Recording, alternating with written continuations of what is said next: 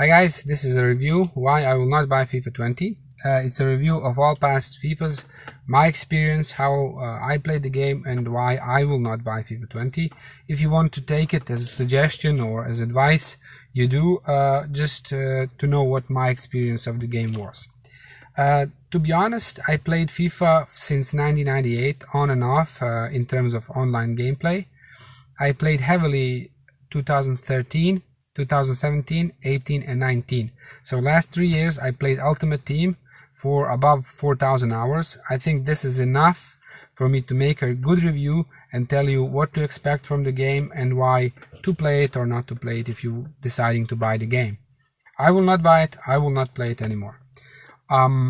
Most definitely. The biggest reason why is that it was 90% frustration and 10% joy playing this game.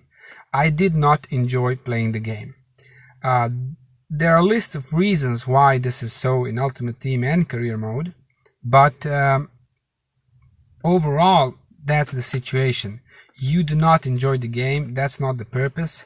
The fact is that EA decided with FIFA to earn as much as possible from the game, to earn as much as possible money, to extract it from the players, and this is all they care about. Every promotion they do, every competition they do, everything that they do in game, every move in the market, whatever, it is oriented towards you wishing to spend more money in the game and for them to earn more. And they the biggest problem is they didn't show any regard for how satisfied you're gonna be.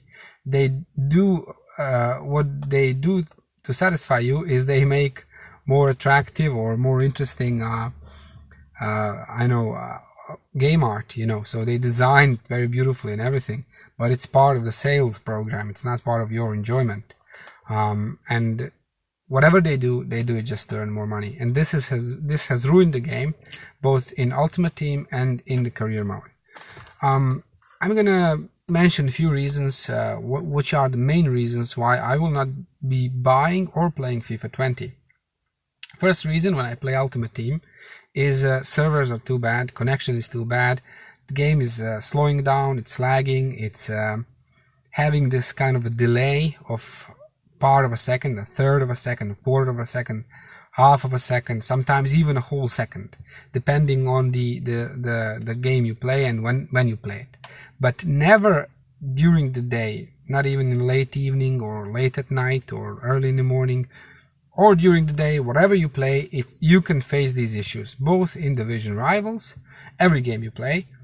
I play from Bosnia and Herzegovina. Maybe situation is a little bit different from other countries like Germany, UK, I don't know. But from my experience playing other games, I don't have those problems. I have like 40, 35, 40, 45 ping, and I play normally games such as PUBG, Apex, I don't know. This game has this huge issue, both in division rivals and especially during the weekend league foot champions mode. You play it, but you do not enjoy it because you're constantly trying to beat the lag, beat the delay, and it's not an easy thing to do. You're trying to outpass your opponent and outpass the game, essentially. And this is very, very frustrating.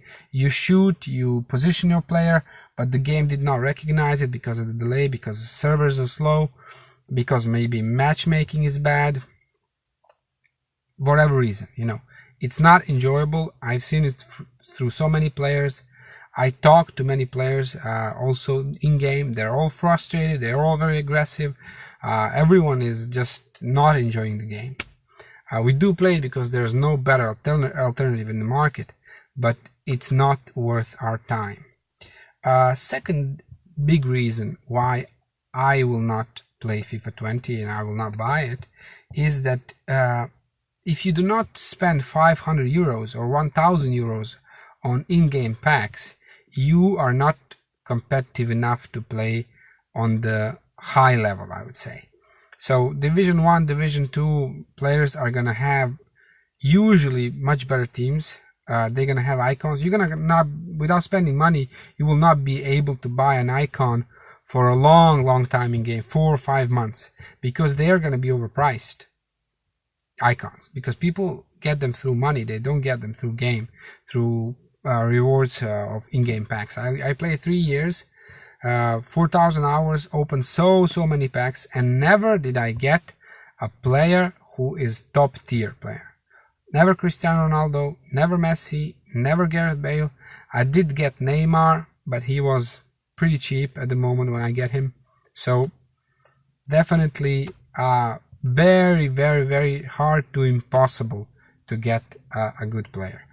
This is also proved by the SBCs that they issue. In the SBCs, you will get players that are overpriced. It will be a much better option to buy them in the market because you can resell them later. And in SBCs, you're stuck with the player who's gonna be outdated in a month. So month or two is gonna be outdated. You get him through the SBCs, you spend a lot of money on him, and people are, I think, frustrated about it. They are not happy. The performance of players themselves even changes over a month of period of time.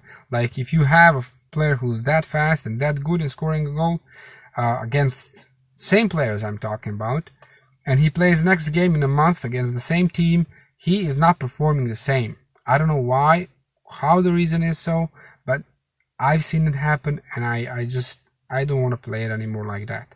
Market itself changes over time, and whatever team you got in Ultimate Team is gonna deteriorate in sense of better players are coming out, but not just through Team of the Weeks, because Team of the Week, when team comes out, it's okay, it's understandable, better player came out, it's good. But the biggest problem is that even SBCs are issuing better players, and sometimes they're repeating the same player in Team of the Week. So this week you bought a player, next week he's in Team of the Week again. You bought this guy for, I don't know, 200k, next week he's 100k worth. So it's the market, you have to follow it. It's pretty frustrating sometimes, but some things are understandable, some things are just not fair to the player. Third reason, maybe the biggest reason of them all, is scripting and momentum, game momentum. I would say scripting the momentum is actually the real thing, because the momentum did not happen within the player and within your own concentration, in-game concentration. It actually happened due to the fact that the game decided to give the advantage to the opponent. I was on other side also sometimes when the game gave me the advantage, then you win quickly and it's just over. But sometimes, or many times actually, I played against players who are obviously of weaker level, weaker skill level, weaker quality. They do not dribble, they do not try to unlock my defense. The defense unlocks on itself. My defenders, my team does not run frequently enough, does not close the gaps. My defense unlocks very easily just with single through pass. And this happens usually when you're leading 1 or 2-0 against this kind of a team. And then this team gets I would say a boost or advantage, and it has very easy ability to beat you. When this happens, you can do very little. Only when the player is like really a noob, a new player who has no skill or very low skill, you are going to be able to stop that and win the game. It happens so many times. If it happened like every 20th game or every 10th game, people wouldn't even realize it or notice it. But it's actually every other game inside, and especially in the moments in earlier FIFAs when you needed to progress to another level. So let's say you were like Division 3 or progressing to Division 2. And the next game you need to win to do that. That's when the game's gonna enter the script. That's how I realized it. I wouldn't realize it in the modern division rivals. I would not know what happens. I would think that that's the game. But actually I realized it when I played earlier versions, that when you need to progress, you are playing against a player who has the advantage over you. I think they even invented this kind of momentum and scripting when they were developing career mode in the earlier days, and when they needed sort of a way to make the game more interesting, which is actually sometimes a real thing in real football. When you play against a team which is weaker and you relax a little bit, you score 2 goals, you're relaxed, and then the opposing team just gets the momentum.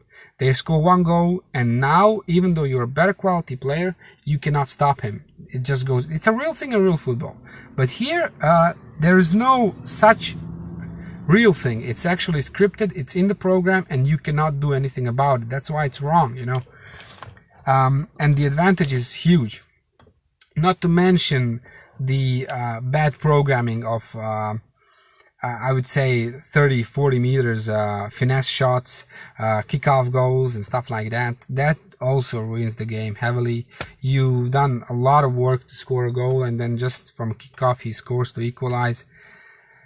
Another thing would be to add to frustration, the ability of players to just and they, I think, solved it largely in FIFA 19. People are quickly skipping through the celebrations, through intros, through, I don't know, goal replays. Players are trying to aggravate each other, and that's a bad thing. Like, I wanted for game to develop sort of a positive vibe, and this game does not have it. This game just creates negativity all around. When you start the game and you talk to people, they're just right away aggressive, they attack you, and this is what I don't like, and I don't want to experience it anymore. When you say, okay, I'm not going to play Ultimate Team, I'm going to just buy FIFA and play career mode, you don't have that ability, because they did not update, they did not improve career mode for last 3 years, very little, since I think 17 to 18 version got updated for the negotiations with players. From FIFA 18 to 19, I think nothing was changed. It was practically almost 100% the same.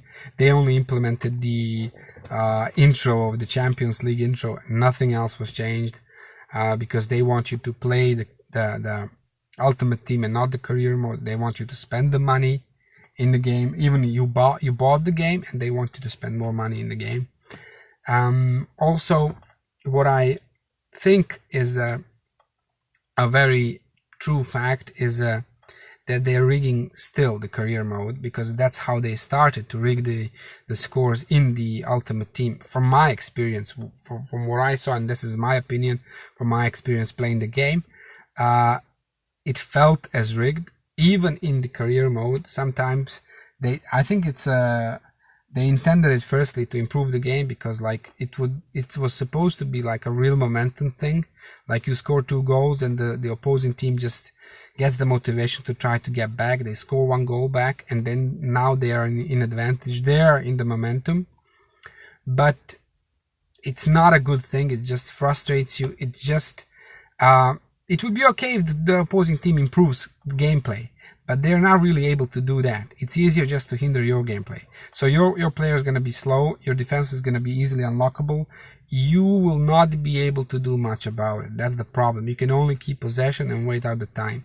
Everything else, you cannot steal the ball, because every time the opposing player evades you, doesn't matter what kind of a skill he has. In Ultimate Team, what I experienced happened to me. Ibrahimovic, who is 92, misses a clear chance one-on-one from 7 meters, misses entire goal, and the opposing player in Ultimate Team scores from 35-40 meters with a player who has, I checked it, long shots at like I don't know 51, 52. Like, that's not luck if it happens every other game. It's not luck, it's programmed, it's scripted in the game. So it happened almost every game, I will say every other game. They have so much space to improve the career mode. I would buy the game only based on career mode. I wouldn't even play Ultimate Team, I don't care, because the career mode could be such a great mode to play. It's even now it's much more satisfying than the Ultimate Team, because you win a lot of games and you relax and you rest with this game, you buy new players and stuff like that. But in Ultimate Team, it's constantly you're playing against other players, and they're very hard, and I understand that part. When I lose against a better player, I just congratulate him. But when I keep losing against players who just press XXX and square, I don't want to play the game anymore. Career mode could be improved. In one of the examples is to create a custom nation, which you could fit with the players of your nation. If the EA does not have license for that nation, you could enable this custom nation to be involved in all the competitions, such as national competitions and stuff like that. You could put a flag on it. That would be a nice improvement for me, so I could be a player who plays for that custom nation. Let's say Bosnia, if they don't have license from Bosnia, I will create Bosnia. Just allow me to put players whatever I want. The players that I want are going to be of my nation, so you just enable that, and you know, this way you will not infringe the right or license, but you will be able to actually have players use their nation within the career mode. Also, one huge improvement would be club managing. So you're managing the merchandise that you're selling, like shirts and whatever there is. Also, you could improve your stadium. They did implement scouting and stuff like that. I think they're gonna, you know, through the years, they're gonna do the improvements, but they don't focus at all at it. So I don't know. At this point, it's not even closely worthwhile to buy FIFA 20. It's gonna be much more frustration than joy, in my opinion. In my case, I will not buy it. I will not play it, and that's it. I had to make this video because I implement so much to the game. I even bought every year maybe 30 euros worth of packs, and this year it's too much frustration to be even bothering with that. I wish you good luck. If you still want to buy it, go play. I will not do that. I would rather play other games. See you. Bye bye.